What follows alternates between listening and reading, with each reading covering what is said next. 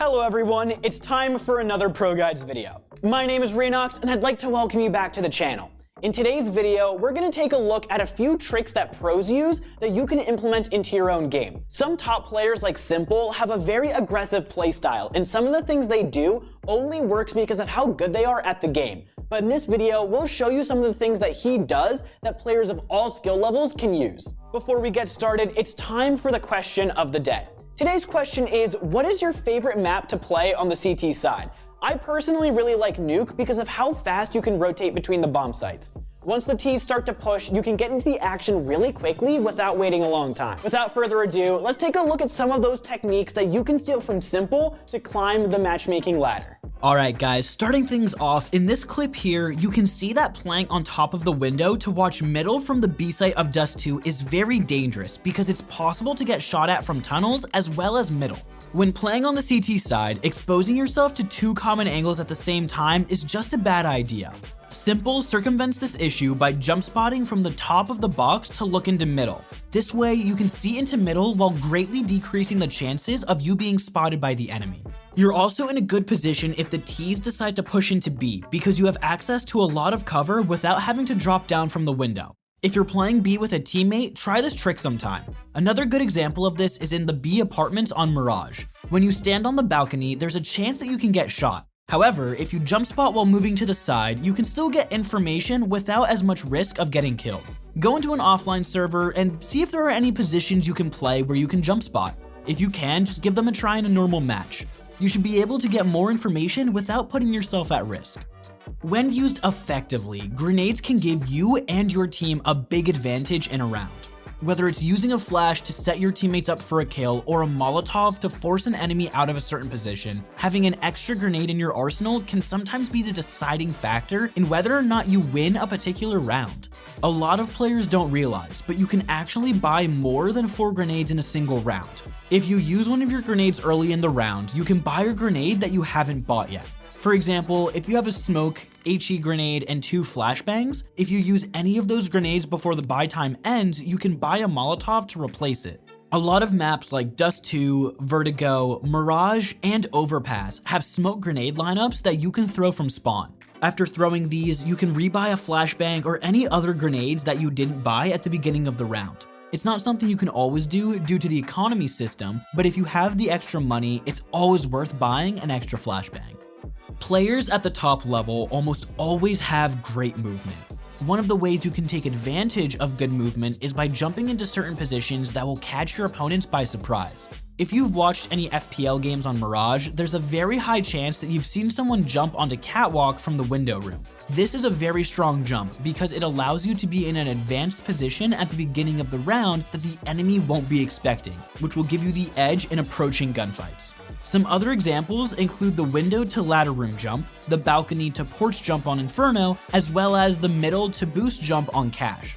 Spending some time practicing your movement on KZ maps on a regular basis will help you improve your air strafing, which will allow you to get into some of those advanced positions and help you get some kills against your unsuspecting opponents.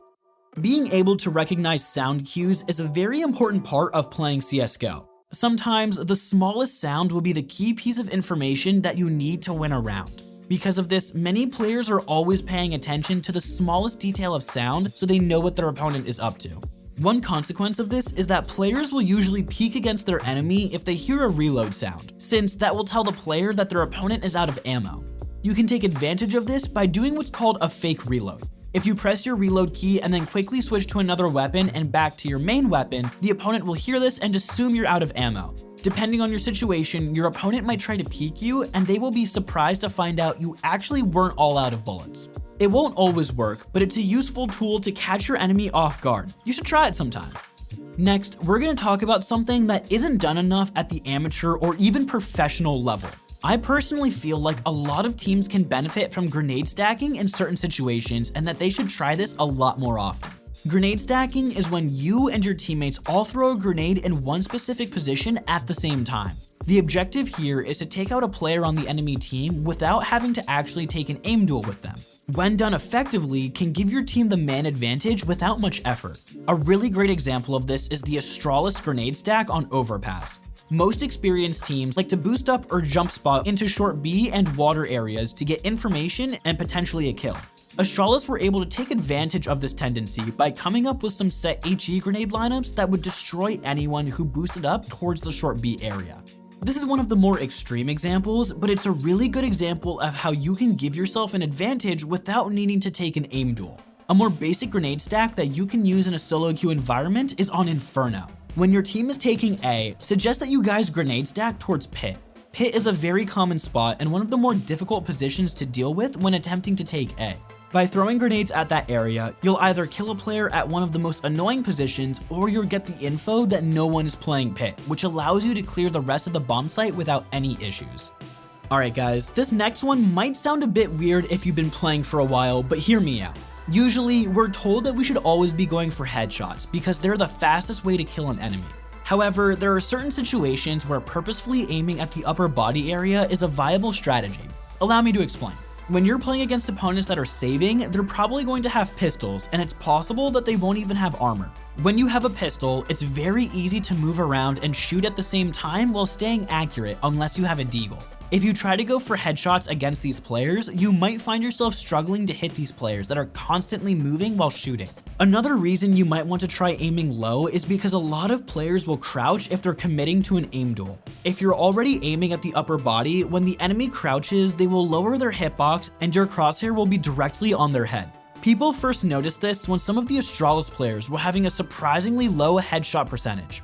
After watching through some demos, people realized that they were aiming low on purpose, and in certain situations, it was much more efficient than just going for headshots, like we're all told to do so when we start improving at the game. Going for headshots is still a good thing to do, and you should always be working on your crosshair placement, but give this method a try.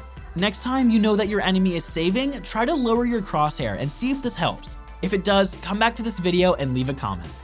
This next trick is pretty straightforward, and when used in the right situation, can turn an unfavorable situation in your favor.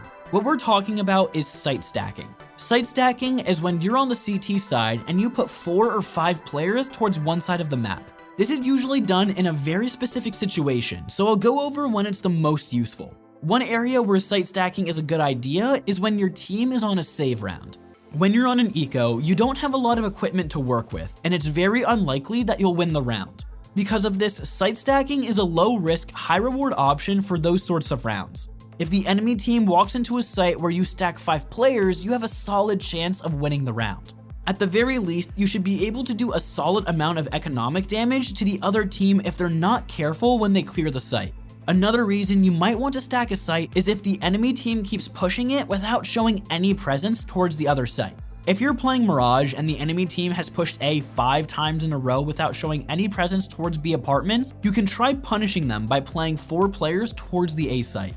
Another reason that stacking A site is low risk is because even if the opponents don't go into the site where everyone is playing, you can just save your weapons and try again next round since you're already on the other side of the map. Next time you're on an eco, try to convince your team to stack a site. You might be surprised by the results. For the last trick, we're going to be talking about a piece of forgotten utility. Most of you probably ignore decoy grenades, and for good reason. It's very gimmicky and doesn't always hold practical use in your competitive matches. However, I want to talk about some ways that you can use the decoy grenade to your advantage if you don't have enough money to buy full grenades. Some of these methods have even worked at the professional level before, so you might want to try them yourself. The first thing you can do with a decoy grenade is fake your buy. If you drop your primary weapon and throw a decoy grenade, the decoy will make pistol sounds and might trick your enemy into thinking that you're on a save round. This might make them want to get more aggressive and farm some eco frags, and you'll catch them by surprise. Since the decoy grenade makes a lot of noise, it's possible that they might not notice the other sounds while it's going off. For example, on Inferno, if you want to jump into the balcony room from alt middle, you have to run and jump off the stairs, which makes a lot of noise that the CTs can listen for. But if you drop a decoy near the stairs, there's a chance that the enemy might not be able to hear it over the decoy, and you could possibly get into apartments without the CTs noticing. Another possible use for the grenade decoy is its effectiveness as a fake flashbang.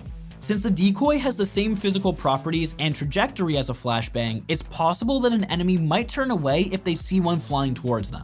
This isn't something that is guaranteed to work by any means, but if you don't have enough money to afford a flashbang, it might be worth trying. Who knows? Give it a few shots and let me know in the comments down below if it worked.